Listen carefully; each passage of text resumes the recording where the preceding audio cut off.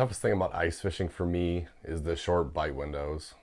Sure, for some lakes, early ice fishing, you can catch fish to some extent throughout the day, and it's not that you can't ever catch fish at other times of the day. On other lakes too, and other parts of the year too. But there are a lot of lakes that basically you get a morning window, and you get an evening window, sunrise, sunset. And outside of that, it's hard to find a lot of walleyes.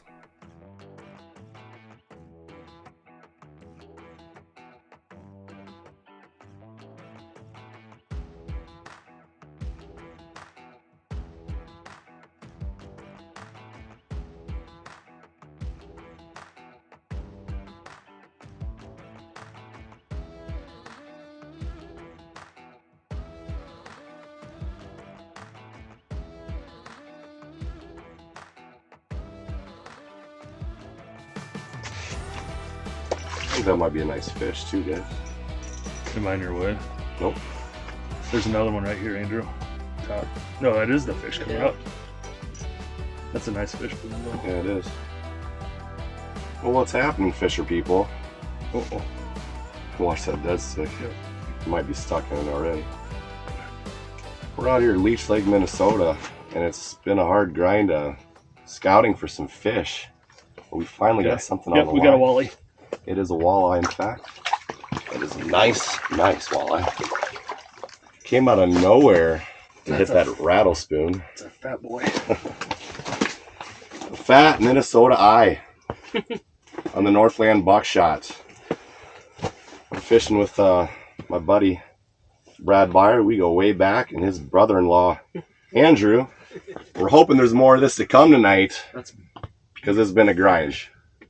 We saw him slithering down there on the active target. Byer was able to find an active target for the weekend from his father-in-law. And hopefully we can try to get some footage of that. We're trying to get on fish first. That's been our main concern. That 22? One? That is 20? 19 3/4. Perfect. Just a perfect eating size Minnesota eye on the ice. Let's see if we can do it again.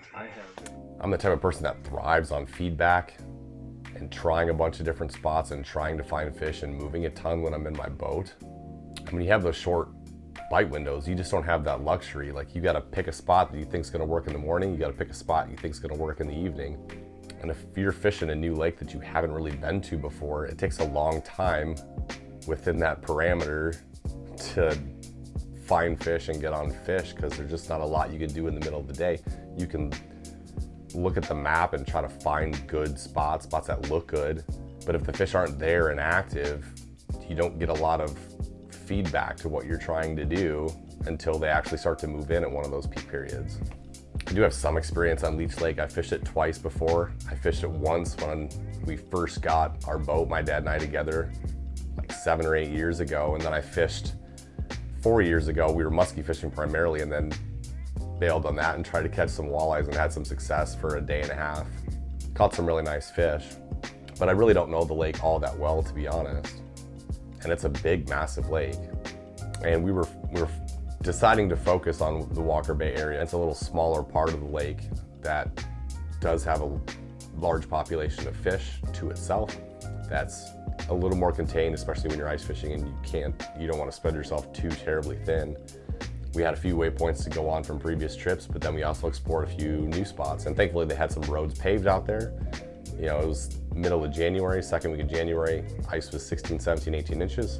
So we had some paved roads to follow, which got us to most everywhere we wanted to go, which was really nice.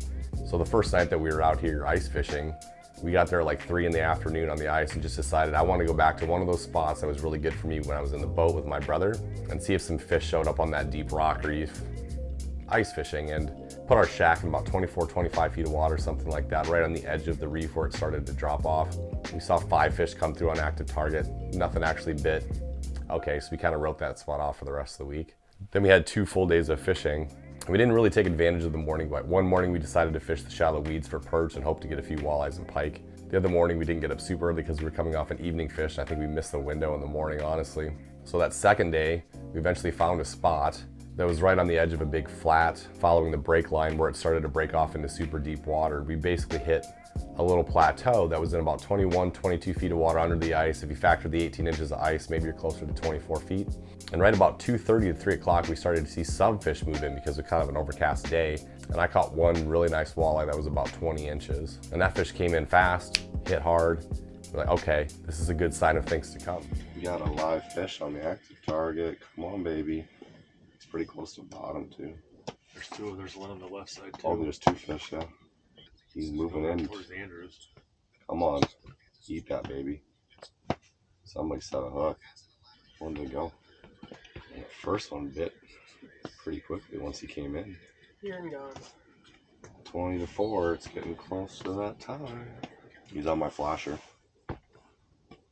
Oh, he swam away. Holy cow, that was the biggest fish we've seen on there for sure. Northern or a really big walleye. Somebody's gonna get dead. That's a lot of fish. Oh, I got one on me. Unless it's on you on my flasher. What are those fish and what are they doing? Must be perch, huh? I don't know. They're pretty decent size. Could be crappies. Just right on through. Oh my god. One of them looked pretty big. Andrew, actually. Somebody. Keep doing that.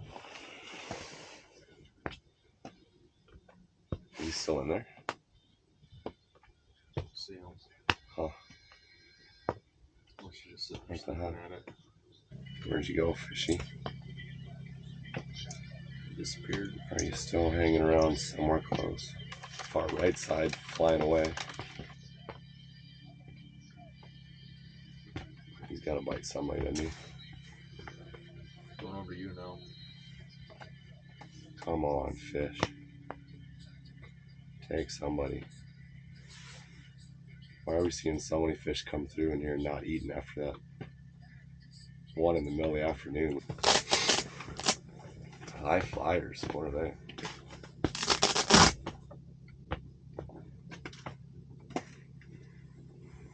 Certainly not walleyes, but I wouldn't mind if they bit. They're over there. Kind of fading off to the distance. Disappearing. I don't know. That first one was so easy. And now we actually get activity. Flurries and nothing interested. God, one of these got a bite. Come on. What do you got to do?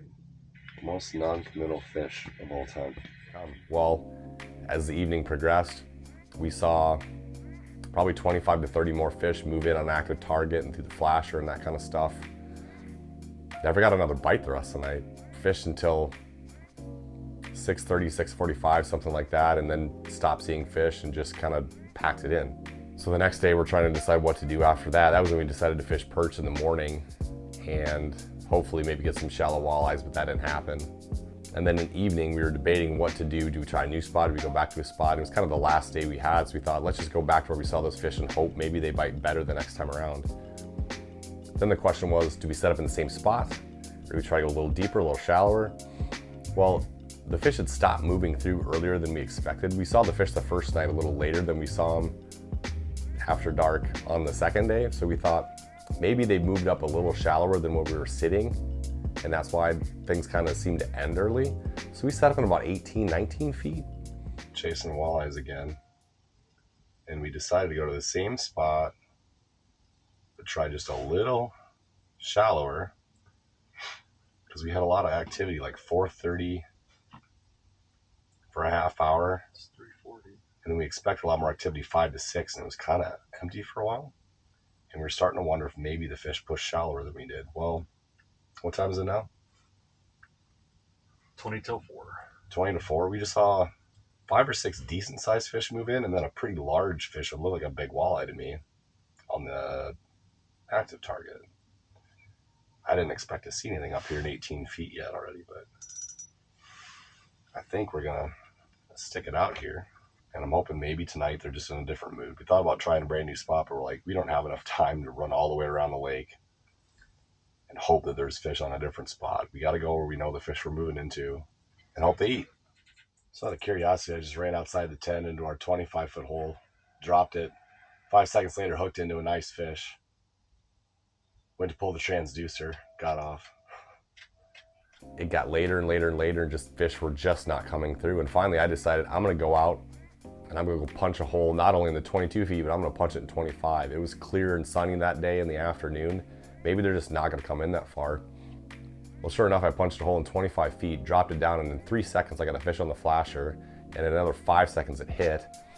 Felt like another good 20, 22 inch walleye, something thereabouts. Maybe it was bigger, I don't know, but it felt nice. As I stood up and pulled the transducer, I think I put too much pressure on the fish and popped the hook, and that fish got off. So then we're trying to debate, what do we do now, right? We decided I would just fish that hole a couple of times more, see if I can get more fish to come in. So every once in a while I go back in the shack to warm up my line, because it was freezing out there, and then I come back out, fish the hole a little bit. I wound up getting 3 more fish on the flasher. I felt one bump it, but didn't really bite it. Didn't get a bite, but really, he hadn't seen any fish come through in that 18-foot shack. So I was like, do you want to just scramble to move the shack quick? So we did. We moved the shack out to 25 feet, took us about 10 minutes to do, got just the essentials in there, and then never saw another fish come through. It ended. The fish were gone, either moved on or the bite was over. And it was one of those crazy deals where, like, from where our shack was sitting, like if you were open water fishing, it was a stone's throw away. Like we could have casted a jig to those fish. It wasn't that far, but you got to be right on your fish when you're ice fishing. And that's one of the limiting factors about the whole thing that makes it a bit of a challenge, is you got to be right on. And I never really ice fished throughout most of my life. I was much more of an open water person, and until my brother started kind of encouraging me to get into ice fishing a little more, and I decided to do that 3 years ago. The first year was kind of tough, but the second year we had a little bit of success, and this year we've had, you know, a little bit more success. Not as good as last year, but like at least I feel like I'm in the game now. So I don't know, I started to take it on as like a new challenge, and it's still fishing. I love fishing, and it gives me something to do in the winter. But it's a work in progress for me. I'll be straight up honest with you. I know a lot about fishing. I feel very comfortable with my open water skills and abilities. But when it comes to ice fishing, there's still a lot I have to learn, and especially when it comes to just being organized and planning your spots and trying to figure out where, because you're likely not gonna move at the end of the day. If you got 2 shacks, maybe you set 2 up on 2 different spots, 2 different depths on the same spot, and that can help things too. But you kind of have to be in the right place at the right time, as the old saying goes. And if you're not, you might be out of luck. You know, even when it comes to open water fishing, like I'm not a big fan of the term like expert and things like that. Like when it comes to this channel, when it comes to my guide service, I basically consider me to be a person who's lucky enough to fish way more than the average person. So I've probably accumulated some knowledge that can be helpful and useful to other people. So like I just want to share my experience and my wisdom that I have, whatever amount that is, with people like you that are interested in watching it. To me, expert kind of implies that you know everything, and I don't know everything. Nobody knows everything. I don't want to feel like I know everything, because I don't want to stop learning. That's the cool thing about fishing for me, is always learning something new, being able to try different things. And that's a big part of what ice fishing is for me, because it's, when I'm guiding, I'm on Sakakawea. That's what I do, except for the odd trip to Devil's Lake. In the winter, I've taken ice fishing as the opportunity to explore other places, explore other lakes, try new things. So I'm not fishing stuff that I'm super familiar with all the time, which makes it tougher to kind of compare my ice fishing videos to my open water videos. But at the same time, it's more of an adventure thing. And that's kind of why I think, you know, this, other than the perch fishing in this video, we didn't catch a ton of walleyes. We had one that we caught and one that we hooked and lost, and saw a few that didn't bite.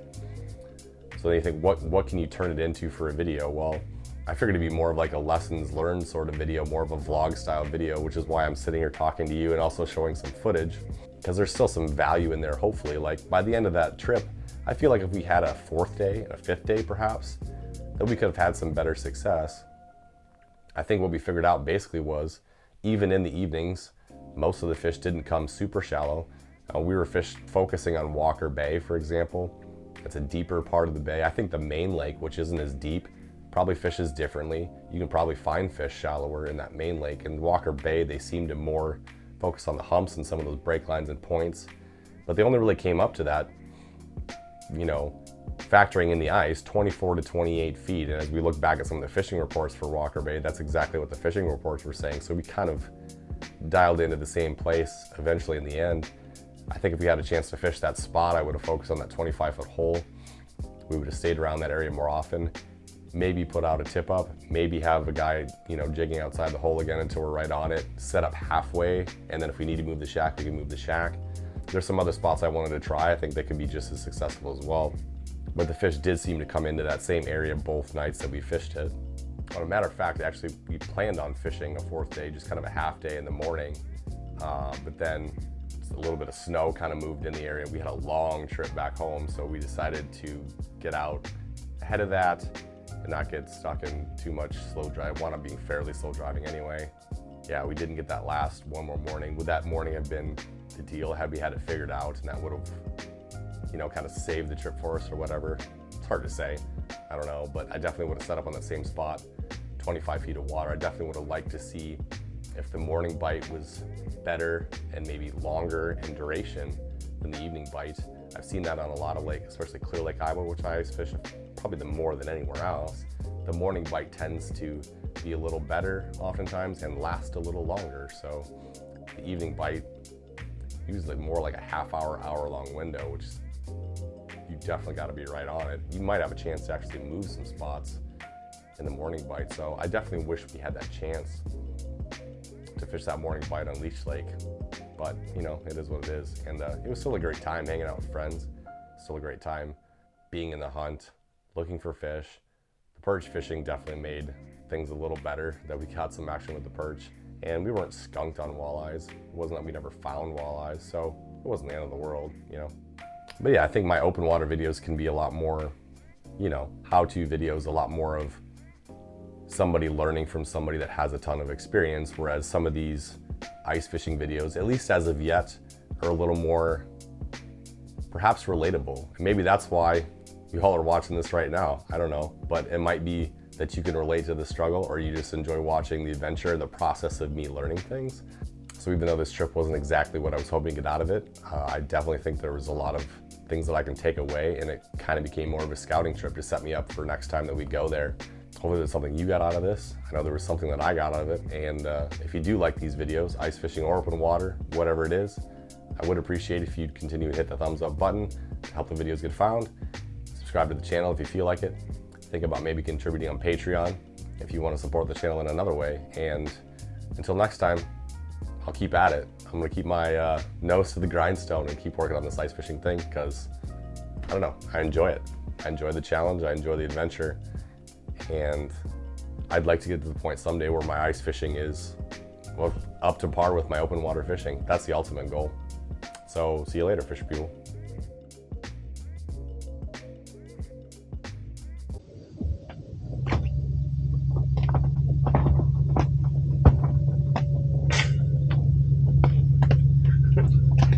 It's unnerving sounds. Oh my God.